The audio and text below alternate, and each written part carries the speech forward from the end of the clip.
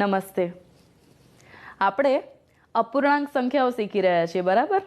અપૂર્ણાંકો શું છે, તેનું સંખ્યા રેખા પર નિરૂપણ કઈ રીતે કરી શકાય, શુદ્ધ અને અશુદ્ધ અપૂર્ણાંક કોને કહેવાય તે આપણે સમજ્યા હતા. અને સાથે સાથે એક આકૃતિ પર આપણે ચર્ચા પણ કરી રહ્યા હતા અને તમે પણ તેના વિશે વિચાર્યું જ હશે. જો હું તમને બતાવું, આ વર્તુળના આપણે જ્યારે બે સરખા ભાગ કરીએ, હવે તેનો એક ભાગ આપણે છાયાંકિત અથવા રંગીન બનાવીએ. હવે તમને યાદ આવ્યું હશે કે આપણે શેની ચર્ચા કરવાની છે, બરાબર? જો આ વર્તુળનો જે છાયાંકિત ભાગ છે તેને આપણે અપૂર્ણાંક સ્વરૂપે કઈ રીતે દર્શાવીએ? સરસ, 1/2 અથવા 1/2, બરાબર? હવે આ જ છાયાંકિત ભાગ પણ હવે આ વર્તુળના હું 4 સરખા ભાગ કરું છું. કેવી રીતે? આ રીતે. અચ્છા, હવે આપણે છાયાંકિત ભાગને અપૂર્ણાંક સ્વરૂપે કઈ રીતે લખીશું? તો કુલ ભાગ છે 4, એમાંથી 2 ભાગ છાયાંકિત છે, તો આપણે લખીશું 2/4, બરાબર ને? અચ્છા, હવે ફરીથી આપણે આ વર્તુળના સરખા ભાગ કરીએ.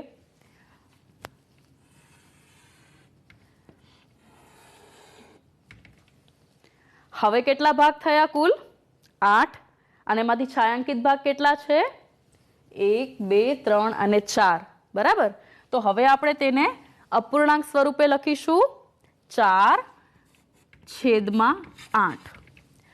અહીં આપણે વિચારવાનું શું છે કે જ્યારે આપણે એક મૂળ વર્તુળના 2 સરખા ભાગ કર્યા, તેમાંનો એક ભાગ છાયાંકિત કર્યો. હવે આપણે વર્તુળના વધારે સરખા ભાગ કરતા ગયા તેમ તેમ છાયાંકિત ભાગને દર્શાવવા માટે અપૂર્ણાંકોનું સ્વરૂપ બદલાતું ગયું. પણ જે ભાગ છાયાંકિત હતો એ તો એમને એમ જ છે. એનો અર્થ શું થાય છે કે એ જ છાયાંકિત ભાગને આપણે અલગ અલગ રીતે દર્શાવ્યું. તો આ દરેક અપૂર્ણાંક એ વર્તુળના સમાન છાયાંકિત ભાગનું નિર્દેશન કરે છે. તો શું આ દરેક અપૂર્ણાંક સમાન હશે? હવે આપણે ચકાસીએ. હવે આપણે પહેલા 2 અપૂર્ણાંક લઈએ. પહેલો અપૂર્ણાંક છે 1/2 અને બીજો અપૂર્ણાંક છે 2/4. હવે આપણે અપૂર્ણાંકના અંશ અને છેદ ને જો સમાન સંખ્યા વડે ગુણીએ તો શું અપૂર્ણાંકની કિંમતમાં કોઈ ફેર થશે? જો હું તમને બતાવું. ધારો કે 1/2 છે, તેમાં તેના અંશ 1 અને છેદ 2, આ બંનેને આપણે 2 વડે ગુણાકાર કરીએ તો શું તેની કિંમત બદલાશે? નહીં. કેમ? કારણ કે જ્યારે આપણે અંશ અને છેદનો સમાન સંખ્યા વડે ગુણાકાર કરીએ છીએ ત્યારે ખરેખર શું થાય છે? તો અહીં તમે જુઓ, અંશ અને છેદ બંનેમાં 2 છે અને 2 એકબીજા સાથે ભાગાકારમાં છે. તો 2/2 કેટલા થશે? 1. એટલે આપણે 1/2 ખરેખર ગુણાકાર કર્યો છે 1 વડે. અને આપણે જાણીએ છીએ કે 1 એ ગુણાકાર માટેની તટસ્થ સંખ્યા છે. કોઈ પણ સંખ્યાનો ગુણાકાર આપણે 1 વડે કરીએ તો તેમાં કોઈ ફરક પડતો નથી. એટલે અહીં આપણે 1/2 અંશ અને છેદમાં 2 વડે ગુણાકાર કરીએ તો તેની કિંમતમાં કોઈ ફેરફાર થશે નહીં. તો આપણને શું જવાબ મળશે? 2 એકમ 2 અને 2 × 4, જે આપણો આ બીજો અપૂર્ણાંક બની ગયો, બરાબર? એનો અર્થ આપણે 1/2 1 વડે ગુણાકાર કર્યો અથવા તો અંશ અને છેદનો 2 વડે ગુણાકાર કર્યો તો આપણને 2/4 મળે છે. પણ આપણે જાણીએ છીએ કે આપણે ખરેખર તેની કિંમતમાં કોઈ ફેરફાર કર્યો નથી. એટલે 1/2 અને 2/4 એ બંને સમાન કહેવાશે.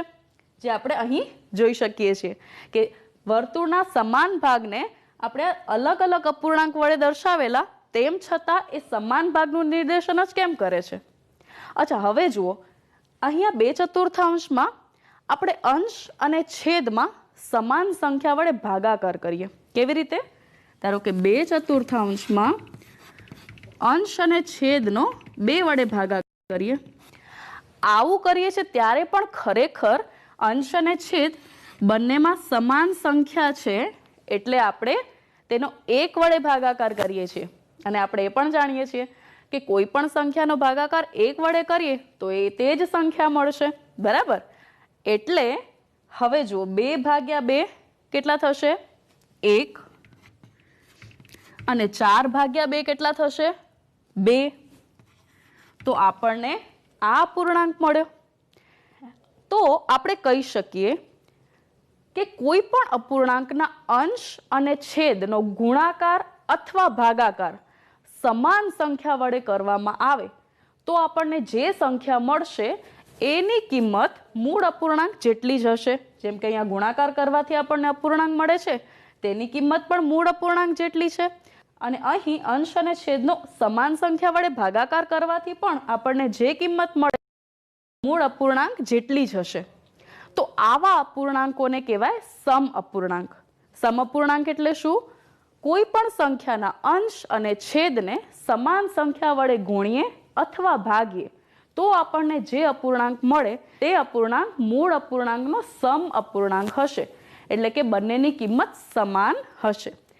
તો પછી આ ત્રીજો અપૂર્ણાંક આપણને મળેલો એ પણ સમ અપૂર્ણાંક હશે. હવે તમે અપૂર્ણાંક જોઈને પણ કહી શકશો કે આ 4 અષ્ટમાંશ એ 1/2 સમાન હશે. આપણે જો 1/2 અંશ અને છેદને કઈ સંખ્યા વડે ગુણીએ તો 4 અષ્ટમાંશ મળશે. સરસ, 4 વડે. 4 એકમ 4 અને 4 દુ 8. તે જ રીતે 2/4 અંશ અને છેદનો ગુણાકાર કઈ સંખ્યા વડે કરીશું તો આપણને 4 અષ્ટમાંશ મળશે. સરસ, 2. 2 દુ 4 અને 2 ચોક 8. બરાબર? એટલે આપણને આ વર્તુળના વધારે ભાગ કરતા જઈએ તેમ તેમ છાयांકિત ભાગને દર્શાવવા માટે અપૂર્ણાંક બદલાતા ગયા, પણ એ દરેક અપૂર્ણાંક સમાન કિંમતના હતા. આવા અપૂર્ણાંકોને કહીશું સમ અપૂર્ણાંક. બરાબર?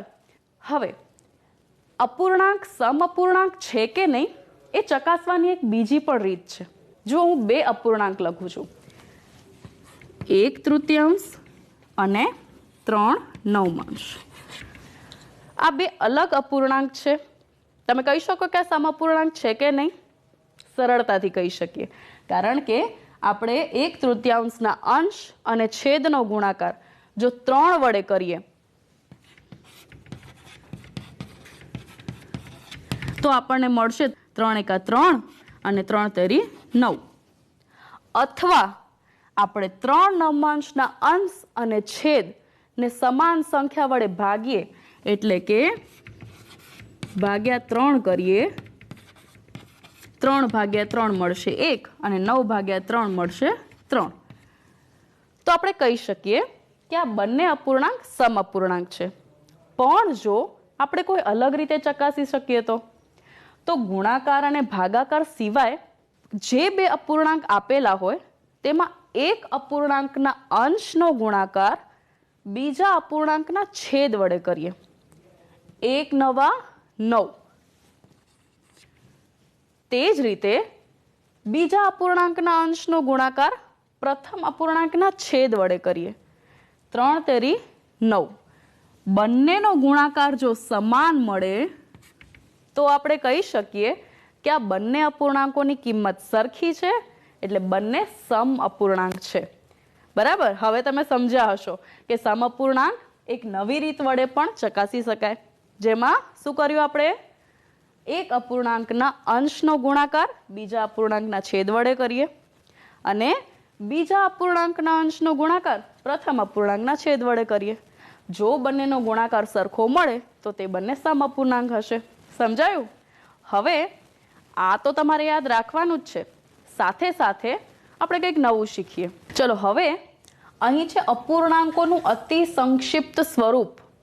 અરે, આ નામ જોઈને ગભરાવાની જરૂર નથી, ખૂબ સરળ છે. તો આપણે એક એવો અપૂર્ણાંક લઈએ 12/18. બરાબર? હવે આ અપૂર્ણાંકના અંશ અને છેદને આપણે સમ અપૂર્ણાંક સ્વરૂપે દર્શાવવું છે, પણ અંશ અને છેદની કિંમત ઓછી કરવી છે. તો આપણે શું કરવું પડે? અંશ અને છેદનો ભાગાકાર સમાન સંખ્યા વડે કરીએ તો અંશ અને છેદમાં રહેલી સંખ્યાઓ નાની થતી જાય. બરાબર. જો આપણે 12/18 આ સંખ્યાના અંશ અને છેદ બંનેનો ભાગાકાર 2 વડે કરીએ તો આપણને શું મળશે? 12/2 કેટલા થશે? સરસ, 6. અને 18/2 કેટલા થશે? 9. આપણે જાણીએ છીએ કે આ બંને સમઅપૂર્ણાંક છે, બંનેની કિંમત સમાન છે, પણ આપણે સમાન સંખ્યા વડે ભાગાકાર કર્યો તો આપણને અપૂર્ણાંકનું સ્વરૂપ કેવું મળ્યું? અલગ, અને અંશ અને છેદની કિંમત ઘટી. બરાબર. અચ્છા, હજી આપણે આ 6/9 ને હજી સરળ સ્વરૂપમાં લખી શકીએ, અને તે લખવું હોય તો આપણે કઈ સંખ્યા વડે ભાગાકાર કરવો પડે? શું હવે આપણે 6/9 આ સંખ્યાનો ભાગાકાર 2 વડે કરી શકીએ? નહીં, કારણ કે 9 એ 2 વડે જ્યારે ભાગાકાર થશે ત્યારે આપણને પૂર્ણ સંખ્યા નહીં મળે. તો પછી આપણે કઈ સંખ્યા વડે ભાગાકાર કરીશું? 3. અહીં તમને અવયવ યાદ આવ્યા હશે. તો અંશ અને છેદનો ભાગાકાર એવી સંખ્યા વડે કરી શકાય કે જે બંનેનો અવયવ હોય. બરાબર. તો ફરીથી આપણે 6/9 નો ભાગાકાર કરીએ 3 વડે. 6/3 કેટલા મળશે? 2. અને 9/3 કેટલા મળશે? 3. તો અહીં આપણને મૂળ સંખ્યાનું હજી સરળ સ્વરૂપ મળી શક્યું. ક્યારે મળ્યું? કે જ્યારે અંશ અને છેદનો ભાગાકાર ફરીથી આપણે તેના સમાન અવયવ વડે કર્યો. શું આનાથી સરળ સ્વરૂપ શક્ય છે? 2/3 હજી આપણે આને સરળ સ્વરૂપમાં ફેરવી શકીએ? નહીં, કારણ કે 1 સિવાય હવે એવો કોઈ અવયવ સમાન નથી કે જે 2 અને 3 બંનેનો અવયવ હોય. તો 12/18 નું સૌથી સરળ સ્વરૂપ છે 2/3. આનાથી સરળ સ્વરૂપમાં તેને ફેરવી શકાય નહીં. તો આ સરળ સ્વરૂપને આપણે કહીશું મૂળ અપૂર્ણાંકનું અતિ સંક્ષિપ્ત સ્વરૂપ. કેવું છે? અતિ સંક્ષિપ્ત સ્વરૂપ, જે આપણે સમજવાનું હતું. અપૂર્ણાંકોનું અતિ સંક્ષિપ્ત સ્વરૂપ. અહીં આપણે આ સંખ્યાને 2 વખત ભાગાકાર કરીને પછી સરળ સ્વરૂપ પ્રાપ્ત કરી શક્યા. પણ જો આપણે તરત જ અતિ સંક્ષિપ્ત સ્વરૂપ મેળવવું હોય તો શું કરવાનું? જેમ કે એ જ સંખ્યા છે, તો આપણે તેવી કઈ સંખ્યા વડે તેનો અંશ અને છેદમાં ભાગાકાર કરીએ તો આપણને તરત જ સરળ સ્વરૂપ મળી જાય? સરસ, 6 વડે. તો 6 એ આ બંનેનો સામાન્ય અવયવ છે, પણ એ બંને સંખ્યાનો મોટામાં મોટો સામાન્ય અવયવ છે, અને જેને આપણે શું કહીએ છીએ? ગુસાઅ, ગુરુત્તમ સામાન્ય અવયવ, જે તમે ત્રીજા પ્રકરણમાં ભણ્યા છો. એટલે કોઈ પણ સંખ્યાનું અતિ સંક્ષિપ્ત સ્વરૂપ જો મેળવવું હોય તો તમારે અંશ અને છેદનો ભાગાકાર ગુસાઅ, તેના મહત્તમ અથવા મોટામાં મોટા સામાન્ય અવયવ વડે કરવાનું. જો આપણે 12 અને 18 આ બંનેનો ભાગાકાર જો 6 વડે કરીશું તો 12/6 એટલે 2 અને 18/6 એટલે 3. આપણે તરત જ તેનું અતિ સંક્ષિપ્ત સ્વરૂપ મેળવી શક્યા. ખૂબ સરળ છે. અને હવે તમને અન્ય કોઈ સંખ્યા આપેલી હોય તો તમે તેનું આ રીતે પણ સરળ સ્વરૂપ મેળવી શકો, અને ગુસા તમને બરાબર યાદ હશે તો તમે તરત તેનું સરળ સ્વરૂપ મેળવી શકશો, જેને આપણે કહીએ છીએ અતિ સંક્ષિપ્ત સ્વરૂપ. અને આનો ઉપયોગ તમે આ ધોરણમાં તો કરશો જ, પણ આવતા ધોરણમાં પણ તેનો ઉપયોગ તમે કરશો. જો અહીં આપણે 2 સમાન લંબચોરસ લીધેલા છે અને તેના 3 સરખા ભાગ કરેલા છે બંનેના, પણ એક લંબચોરસમાં કુલ 3 ભાગમાંથી 1 ભાગ છાયાંકિત છે, જ્યારે બીજા લંબચોરસમાં કુલ 3 ભાગમાંથી 2 ભાગ છાયાંકિત છે. હવે તેને આપણે અપૂર્ણાંક સ્વરૂપે કઈ રીતે લખીશું? ચલો, અહીં છાયાંકિત ભાગને અપૂર્ણાંક સ્વરૂપે કઈ રીતે લખાશે? કુલ 3 ભાગમાંથી 1 ભાગ એટલે કે 1/3. બરાબર. અને જે બીજી આકૃતિ છે એમાં મૂળ લંબચોરસ તો સમાન છે બંનેના, તેના ભાગ પણ સરખા છે, પણ અહીં બે ભાગ છાयांકિત છે, તો તેને આપણે અપૂર્ણાંક સ્વરૂપે કઈ રીતે લખીશું? સરસ, 2/3. અહીં એક ખાસ વાત નોંધવા જેવી છે કે બંનેના છેદ સમાન છે, બરાબર, અને જે મૂળ આકૃતિ છે એ પણ સમાન છે અને તેના ભાગ પણ સરખા છે. તો આવા અપૂર્ણાંક કે જેમના છેદ સમાન હોય તેને કહેવાય સમછેદી અપૂર્ણાંક. કેવા કહેવાય? સમછેદી, જેના છેદ સમાન હોય, બરાબર. તો બંનેને આપણે કહીશું સમછેદી અપૂર્ણાંકો.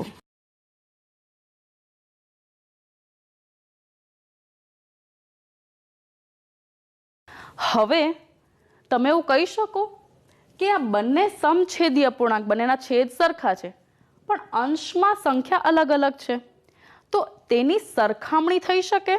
એટલે અહીં તો આપણને આકૃતિ દેખાય છે કે 1/3 કુલ 3 ભાગમાંથી 1 ભાગ છાयांકિત છે, જ્યારે 2/3 2 ભાગ છાयांકિત છે. તો આકૃતિ પરથી આપણે કહી શકીએ કે આ બંનેમાંથી કયો અપૂર્ણાંક મોટો છે અથવા કયા અપૂર્ણાંકની કિંમત વધારે છે. તો અહીં આપણે જોઈ શકીએ છીએ કે અહીંયા 2 ભાગ છાयांકિત છે, તો આ અપૂર્ણાંકની કિંમત વધારે હશે અથવા આ અપૂર્ણાંક મોટો હશે. કોના કરતા? પહેલા અપૂર્ણાંક કરતા. એટલે 2/3 એ 1/3 કરતા મોટો અપૂર્ણાંક કહેવાય, જે આપણે આકૃતિ પરથી સમજી શકીએ છીએ. હવે આપણે સમજવાનો પ્રયત્ન કરીએ કે જ્યારે સમછેદી અપૂર્ણાંક હોય તો છેદ સરખા છે, એટલે કે આપણી પાસે કુલ ભાગ સરખા છે. તેમાંથી કેટલા ભાગ લઈએ છીએ? તો અહીં આપણે 2 ભાગ લઈએ છીએ, અહીં આપણે 1 ભાગ લઈએ છીએ, બરાબર. તો જ્યારે આપણે સમછેદી અપૂર્ણાંકોની સરખામણી કરવાની થાય ત્યારે ખાસ વાત યાદ રાખીએ, જો સમાન છેદ હોય એટલે કે સમછેદી અપૂર્ણાંક માટે અંશ મોટો તો તે અપૂર્ણાંક પણ મોટો, અને જો અંશ નાનો તો તે અપૂર્ણાંક પણ નાનો. જુઓ, હું બીજો એક અપૂર્ણાંક લખું છું.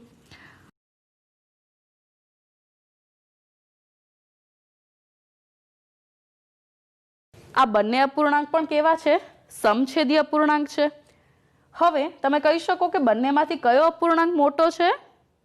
સરસ, 5/7. શું કારણ?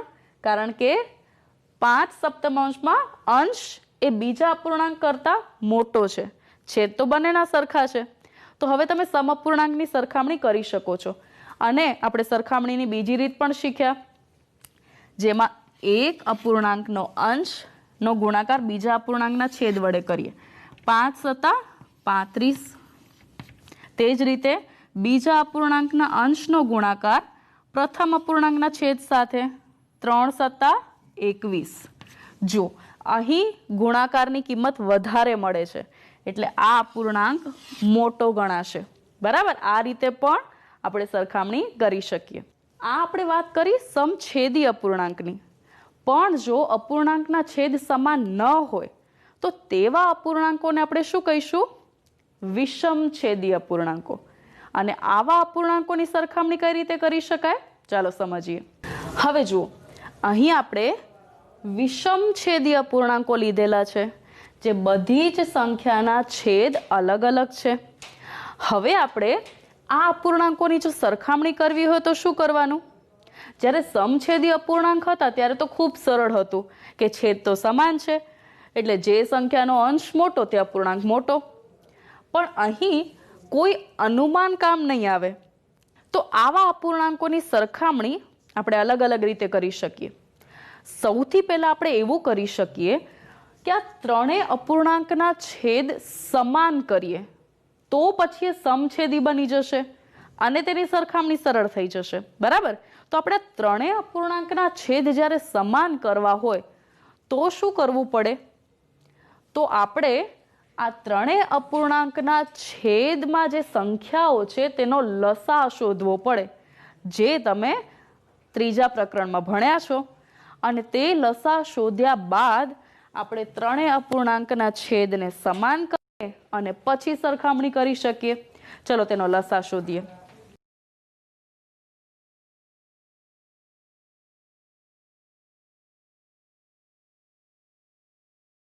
તો જો અહીં આપણે સૌથી પહેલા 2 વડે ભાગ ચલાવી શકીએ નહીં, કારણ કે ત્રણેય સંખ્યાઓ એકી છે. તો આપણે 3 વડે ભાગ ચલાવીએ. 3 એકમ 3, અહીં 5 અને 7. તમને બધાને લસા શોધતા આવડે જ છે. હવે 3 વડે ભાગ નહીં ચાલે, તો 5 વડે ભાગ ચલાવીએ. તો 5 એકમ 5 અને અહીં 7. હવે માત્ર 7 રહ્યા, જે અવિભાજ્ય સંખ્યા છે, એટલે આપણે 7 વડે ભાગ ચલાવીશું.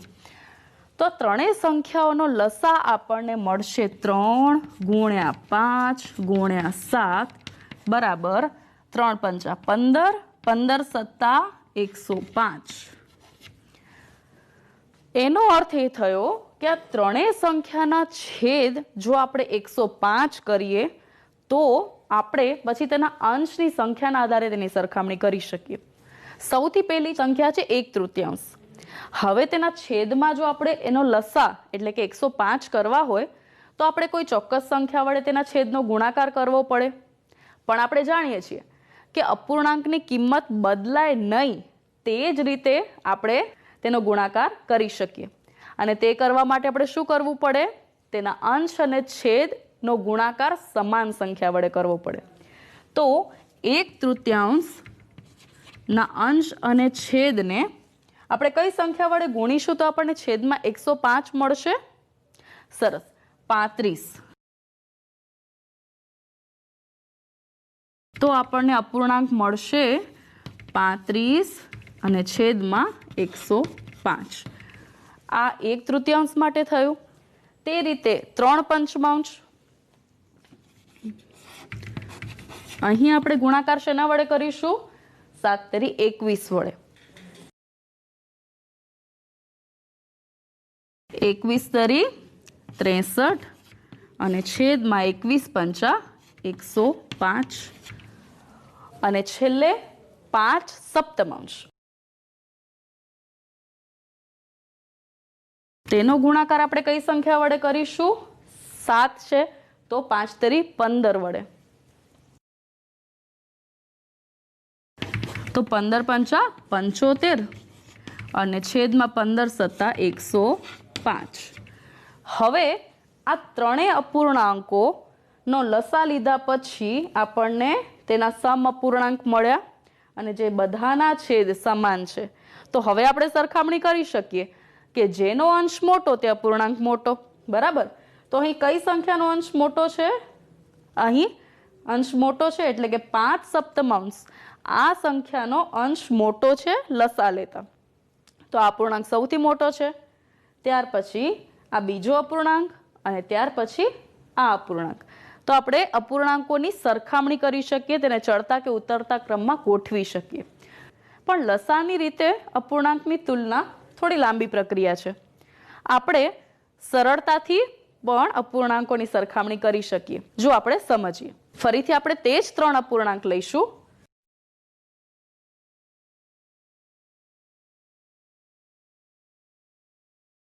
જે આપણે અગાઉના મુદ્દામાં પણ શીખેલા કે કોઈ પણ 2 અપૂર્ણાંકો હોય તેમાં એક અપૂર્ણાંકના અંશ અને બીજા અપૂર્ણાંકના છેદનો ગુણાકાર કરી જે બાજુનો ગુણાકાર મોટો હોય તે અપૂર્ણાંક મોટો. એટલે કે અહીં 1/5 અને 3 તેરી 9. તો આ બંને અપૂર્ણાંકમાંથી કયો અપૂર્ણાંક મોટો છે? 3/5. હવે આ બંનેની સરખામણી કરીએ. 55 25 અને 7 તેરી 21. તો આ બંને અપૂર્ણાંકમાંથી કયો અપૂર્ણાંક મોટો છે? આ અપૂર્ણાંક મોટો છે. તો સૌથી મોટો અપૂર્ણાંક થશે 5/7, ત્યાર પછી 3/5 અને ત્યાર પછી 1/3. જે આપણે અહીં પણ સરખું જ થાય છે. એટલે લસાની રીતે આપણે અપૂર્ણાંકોની સરખામણી કરીએ કે આ રીતે સરળતાથી પણ આપણે અપૂર્ણાંકોની સરખામણી કરી શકીએ. એ સમછેદી અપૂર્ણાંક હોય કે વિષમછેદી અપૂર્ણાંક હોય, ખૂબ સરળ છે. બરાબર. તમારા પાઠ્યપુસ્તકમાં પણ ઘણા બધા અપૂર્ણાંકો આપેલા છે જેની તમારે તુલના પણ કરવાની છે. અને જો ઘણા બધા અપૂર્ણાંક આપેલા હોય તો તેને ચડતા કે ઉતરતા ક્રમમાં પણ ગોઠવવાના છે. તે કરવા માટે આ બંનેમાંથી કોઈ પણ રીતનો તમે ઉપયોગ કરી શકો. અપૂર્ણાંકની કિંમતને સરખાવી તેને ચડતા કે ઉતરતા ક્રમમાં ગોઠવી શકો. ચલો, આપણે જે અપૂર્ણાંકોની સરખામણી શીખ્યા તેને લગતા અહીં થોડા કોયડા છે. અપૂર્ણાંકની સરખામણી કરો અને યોગ્ય સંકેત મૂકો.